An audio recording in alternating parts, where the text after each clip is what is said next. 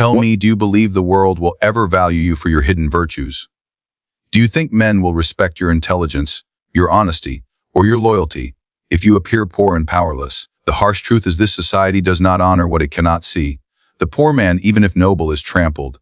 The rich man, even if corrupt, is followed. Today, we uncover why you must never look poor, even if you are, and how appearances alone shape your destiny. Perception is power.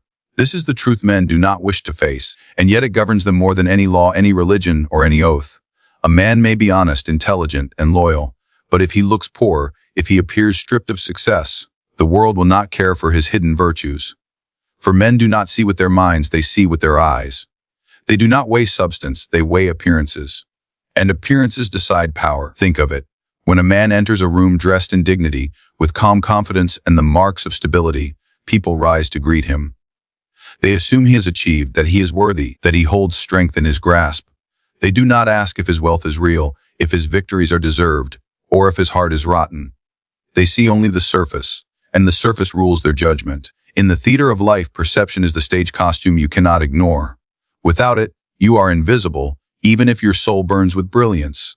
Now consider the opposite. A man may have wisdom enough to guide nations, but if he looks worn, defeated, and poor, no one listens. His words fall like ashes, swept away by the contempt of those who measure worth by appearances. Men avoid him, not because his wisdom is false, but because his image does not inspire. He is seen as weak, and weakness is a disease the powerful fear to catch. Poverty in appearance does not invite pity, it invites disdain. Understand this well, men are creatures of the eye, not the mind. They cannot see what you truly are, they only see what you appear to be. It is a law of nature as cruel as it is unbreakable. You may be virtuous, you may be honorable, but if you look poor, the world will mark you as unworthy. On the other hand, if you look powerful, even when you are not, men will lend you respect, loyalty, and fear. Perception is power because it dictates the very foundation of respect. Respect is not given freely, it is demanded by the Aura One projects. And the aura is nothing more than perception. You may protest this truth, but it will not bend for your comfort. If you appear poor, you appear powerless. And power is never granted to the powerless. Notice how quickly men bow to symbols of wealth. A fine robe, a confident voice, a commanding presence. These alone can silence doubters. Even the appearance of prosperity blinds others to your flaws. They assume your competence, they excuse your mistakes, they justify your actions, because they believe power would not reside in a man unworthy of it. Appearances create the illusion of destiny, and men trust that illusion more than reality itself. Think of rulers who sat on thrones with little real control, yet they survived because their subjects believed them strong. Now think of men who held true wisdom and virtue but lived in obscurity, mocked and ignored because their outward image did not inspire respect. Which one had power? Which one commanded obedience? Always the man who appeared powerful, not the one who actually was. This is the cruel balance of the world. What seems is. What is often irrelevant. Perception guides opportunity. The world opens doors to the man who looks successful, while it closes them to the one who looks needy. A poor appearance is read as failure, and failure attracts suspicion. People fear associating with the weak, lest they be seen as weak themselves. But to walk beside the man who seems powerful is to borrow some of his light, to share in his imagined strength.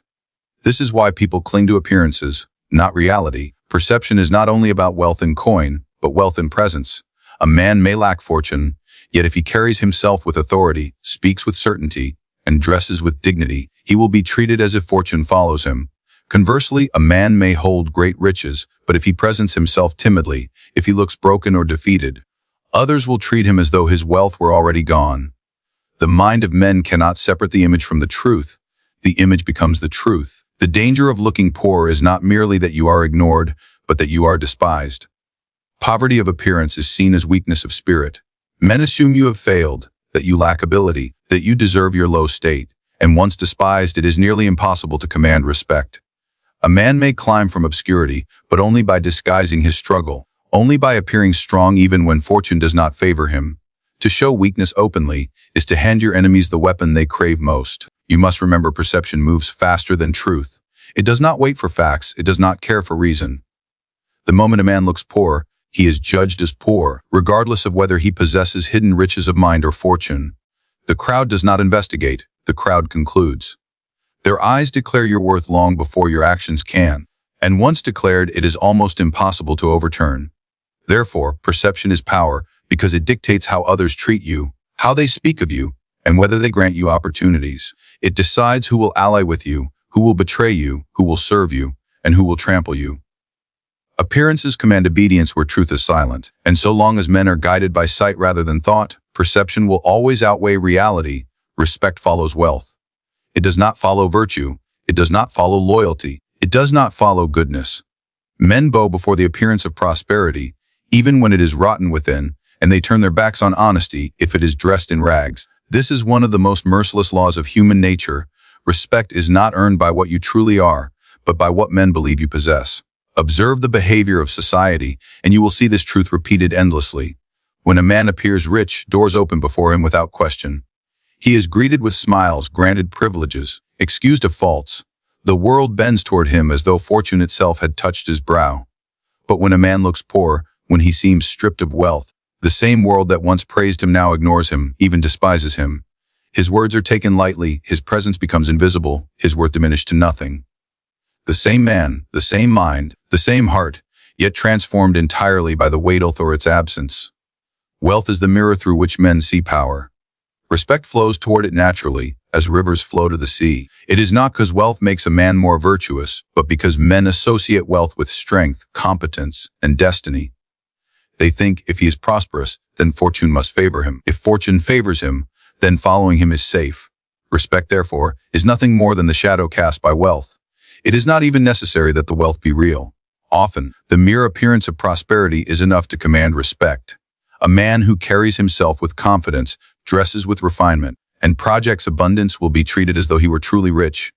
Others will assume his position, grant him trust, and offer him opportunities, simply because he appears above want. In this way, even false wealth can purchase true respect. And once respect is gained, real wealth often follows, drawn by the very illusion that created it. But when a man looks poor, when he allows his image to show lack and desperation, the opposite effect is unleashed. Respect evaporates. People assume he has failed, that he lacks the ability to provide for himself, and thus he cannot provide for others. They suspect his judgment, doubt his words, dismiss his advice. Poverty becomes just a state of being, but a stain upon his reputation. A poor man may speak the truth of kings, yet it will fall on deaf ears, because men see no reason to honor one who appears defeated. Notice how the same words sound different when spoken by a poor man versus a wealthy one. A rich man may utter nonsense, yet people listen with respect, searching for wisdom in his voice. A poor man may speak profound truth, yet people laugh, assuming it foolish. The difference is not in the words, but in the respect wealth commands and poverty destroys. Respect follows wealth, not wisdom. Consider also how alliances are formed. Men do not gather on the poor man in hope of lifting him. They gather around the wealthy man in hope of sharing his abundance. They seek his favor, his gifts, his influence. To stand beside him is to borrow some of his power. But to stand beside the poor man is to risk being tainted by his weakness. Men avoid association with those who appear destitute, fearing that their own reputation will suffer. Respect, then, does not just follow wealth. It abandons poverty as though it were a disease. Even in matters of justice, wealth determines respect. A wealthy man may commit great crimes and still be honored, while a poor man may live righteously and still be condemned. The law may punish the guilty, but society continues to respect the wealthy wrongdoer because his riches mask his shame. Respect follows the appearance of strength, and wealth is the clearest signal of strength in the eyes of men. The poor are often told that respect comes from character, that if they are virtuous, patient, and hardworking, respect will come to them. But this is a lie the powerful tell to keep the weak content. In truth, character without wealth commands little respect, while wealth without character commands much. The man who appears prosperous is forgiven for his sins, while the man who appears poor is condemned for his misfortunes. Such is the brutal hierarchy of appearances. Understand that men are not searching for virtue when they decide whom to respect. They are searching for advantage. They respect wealth because they hope to gain from it. They disrespect poverty because they fear it will drain them. Respect is therefore not a gift, but a calculation, a transaction of perception, and wealth or its appearance is the coin that buys it. Even in the most sacred institutions, you will find this truth alive. A preacher who speaks in rags will be ignored, while one who preaches in silk robes will be revered. The robe itself adds weight to his words, because people believe that respect must belong to those whom fortune has adorned. A ruler who appears poor will lose authority, while one who appears lavish even if secretly weak, will command fear and admiration. Respect follows wealth, because men see it as proof of destiny, as evidence that the gods Orchan have chosen that man to lead. This is why rulers and leaders throughout history have always surrounded themselves with displays of wealth. Palaces, jewels, soldiers clothed in fine armor. Not always because they possessed endless fortune, but because they knew respect grows in the shadow of abundance. To appear poor would invite rebellion. To appear rich commands obedience. Men follow gold as hounds follow the scent of meat. Respect follows wealth even within families and friendships. The poor man's advice is dismissed, his company avoided, his needs ignored. But the wealthy man is sought after, praised, invited, and celebrated, regardless of whether he is worthy. In this way, respect is not truly respect at all, but submission to the symbol of prosperity. Men do not respect the man himself, they respect the wealth they believe he represents. And so, when you ask yourself why respect seems to evade you, do not look to your virtues, do not look to your kindness or your loyalty. Ask instead how the world perceives your wealth or your lack of it. For the eyes of men do not see character clearly, they see only the image of prosperity. And wherever that image shines, respect will follow like a shadow that never leaves its master. Influence is never given freely. It must be taken, shaped, and projected into the minds of others. Men do not follow the quiet whisper of truth, they follow the thunder of presence. This is why influence requires projection. You may have wisdom, skill, or ability, but unless you project the image of power, unless you make others see and feel your strength, you will remain invisible in the theater of human affairs. Think of the stage on which life unfolds. It is not a place of reason, but of spectacle. Men want to see power displayed, not merely spoken of. They want to be impressed, to feel that they are in the company of someone larger than themselves. If you hide your strength, they will assume you have none. If you conceal your talent, they will believe it does not exist. To influence, you must project, and to project is to command the eyes before you command the minds. Influence is not about what you are in secret. It is about what you appear to be in public. The man who projects confidence is believed, even when his words are empty. The man who projects authority is obeyed, even when his commands are foolish. The projection itself creates belief, and belief creates power. Without projection, influence withers before it even begins. Observe how leaders are made. Rarely they the wisest, the most virtuous, or the most capable. More often, they are those who know how to project the illusion of strength, who know how to magnify their presence until others feel small beside them. They master the art of appearing certain when others are uncertain, fearless when others tremble, untouchable when others falter. Men do not follow leaders because they are right. They follow them because they look like leaders. This is why the poor man struggles to be heard. His silence, his humility, his lack of projection make others dismiss him. He may be brilliant, but brilliance hidden is brilliance wasted. Influence requires visibility, and visibility requires projection. If you do not shine light upon yourself, no one will notice you, and if no one notices you, no one will follow you. Projection is not arrogance, though the weak will confuse it as such. Projection is the deliberate act of embodying authority, of crafting an image that forces attention. It is a shield and a weapon, both protecting you from disdain and striking fear into those who would oppose you.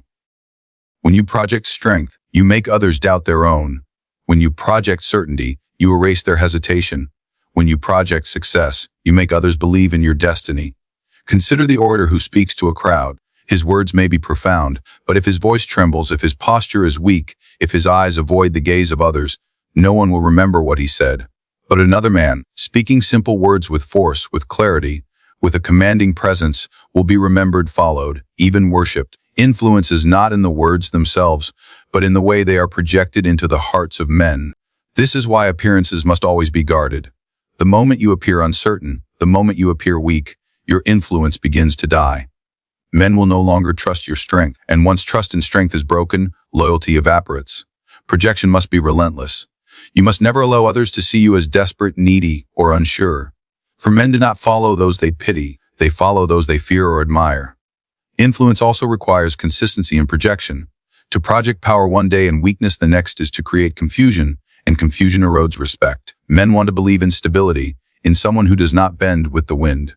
Your projection must be steady, unshaken by fortune's rise or fall. Even if you suffer loss in private, you must project victory in public. Even if doubt gnaws at your heart, you must project certainty to the world. For influence is sustained not by truth, but by the image of unbroken strength. The greatest deception is this: men believe they choose whom to respect, whom to follow, whom to obey. In reality, they are captured by the projections of others. They are drawn to the man who looks like he was born to rule, who moves with confidence, who commands attention without asking for it. This man may be no greater than his neighbor, but his projection elevates him above the crowd. Influence belongs to those who know how to play the role convincingly. Consider how even silence can be a projection. When a man chooses silence with dignity, others assume his thoughts are too deep to share, his judgment too great to waste on common chatter. The same silence, in a poor man without projection, is seen as stupidity or fear. The act is identical, yet the perception is opposite, because influence is not found in the action itself, but in the way the action is projected. Understand this truth. Men cannot see into the depths of your soul. They cannot weigh your hidden strengths or your private struggles. They can only see what you allow them to see, and they will judge you entirely by that. If you project power, they will treat you as powerful. If you project wealth, they will respect you as wealthy. If you project control, they will follow you as though you are destiny itself. Projection does not merely reflect influence, it creates it.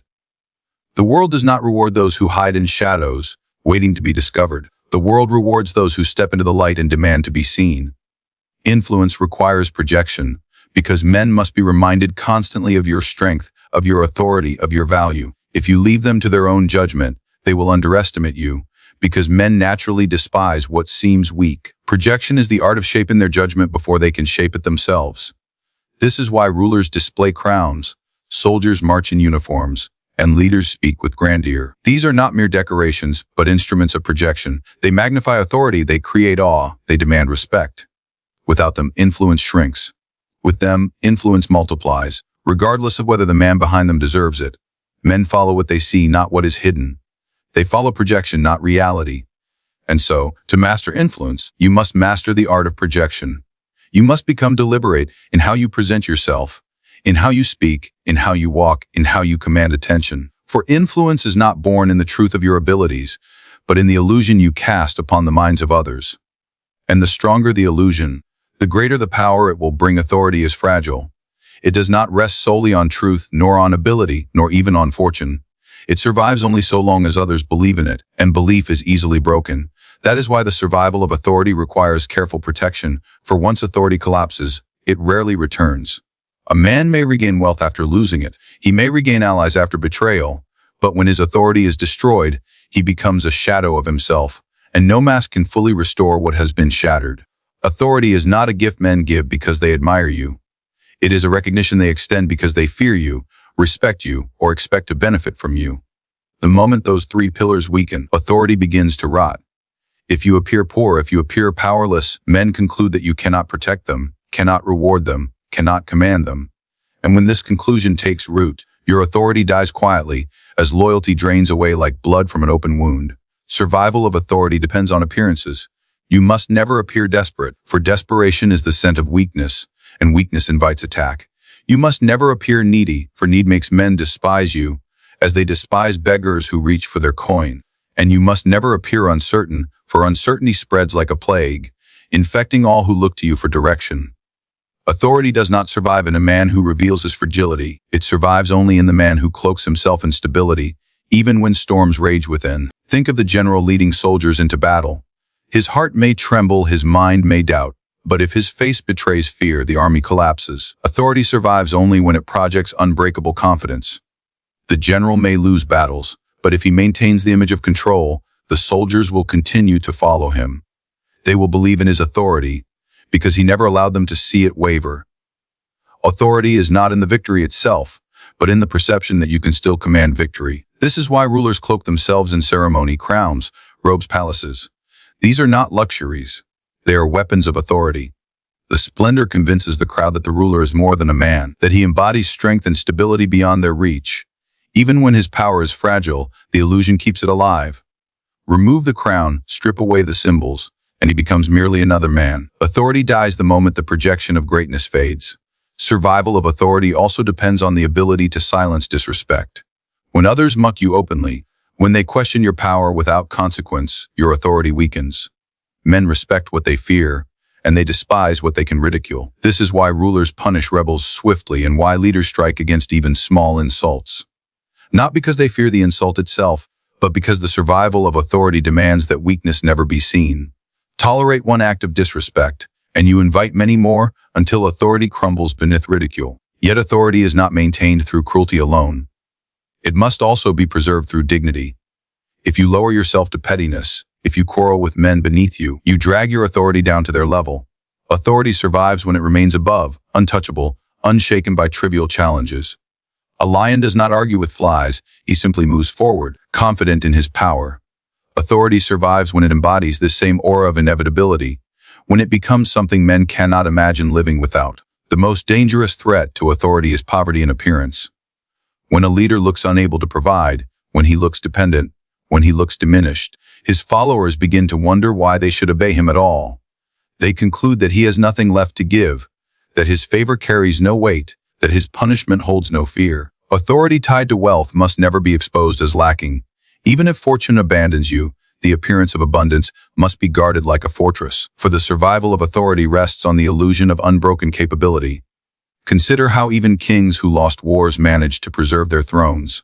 They did so not by admitting weakness, but by shifting blame, by projecting resilience, by ensuring that even in defeat they appeared steady. And think of those who lost everything not because their defeat was final, but because they allowed the world to see them broken. The people will forgive a ruler who loses, but they will not forgive one who looks defeated. Authority survives in the image of strength, not in the reality of fortune. Survival also requires adaptability. Authority is not a fixed state, it is constantly tested, questioned, and threatened. To preserve it, you must bend without breaking, adjust without appearing weak, and evolve without surrendering dignity. Men respect authority that endures despite challenges, but they abandon authority that seems rigid and brittle. The oak that refuses to bend will snap in the storm, while the tree that bends survives. The secret is to bend without ever letting others see that you have bent. Authority must be fed constantly.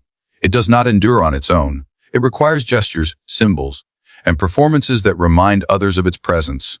Men are forgetful. If you do not remind them of your authority, they will forget it, and once forgotten, it is difficult to revive. This is why rulers hold ceremonies, why leaders speak boldly, why wealth is displayed. These rituals are not vanity, they are nourishment for the survival of authority. Without them, authority starves. But survival also depends on restraint. Authority must not be overused, for when you demand obedience too often, it begins to feel ordinary. A wise ruler saves displays of authority for moments that matter most, when they will strike fear, inspire awe, or restore order. In this way, authority remains sharp, not dulled by constant use. To preserve respect, authority must be wielded with precision, never squandered. Authority dies when it is taken for granted. The man who assumes he cannot lose it is already beginning to lose it. Every day it must be guarded, projected, fed, and preserved. For in the hearts of men, authority is never permanent. It survives only so long as it seems unshackable, inevitable, destined. The instant men believe otherwise, they withdraw their loyalty, and the foundation collapses beneath you. This is the truth of power. Survival of authority depends not on reality, but on appearance. You may be weak, yet if you look strong, your authority will endure. You may be strong, yet if you look weak, your authority will die. Men do not obey truth, they obey what they see, what they fear, what they respect. And authority survives only in the careful theater of appearances, where weakness must never be revealed, and strength must always be displayed. And so, you see, the mask you wear decides the life you live. Men will never look in the depths of your soul, they will only measure the shadow you cast before their eyes. If you appear poor, they will treat you with contempt. If you appear wealthy, they will follow you with reverence. If you project authority, they will obey. If you fail to guard appearances, your authority will wither. Perception is power. Respect follows wealth. Influence requires projection. And the survival of authority depends upon never appearing weak. These are not opinions, nor are they gentle suggestions. They are laws of human nature, cruel and eternal. To ignore them is to condemn yourself to invisibility and scorn. To master them is to command respect, loyalty, and power itself. Remember this above all: men do not respect truth, they respect appearances. Power belongs not to the man who is strong, but to the man who seems strong. If you wish to rule, if you wish to be heard, if you wish to survive in this brutal theater of life, then never allow yourself to look poor, never allow yourself to look weak, and never forget that in the eyes of men, the illusion is more powerful than the reality.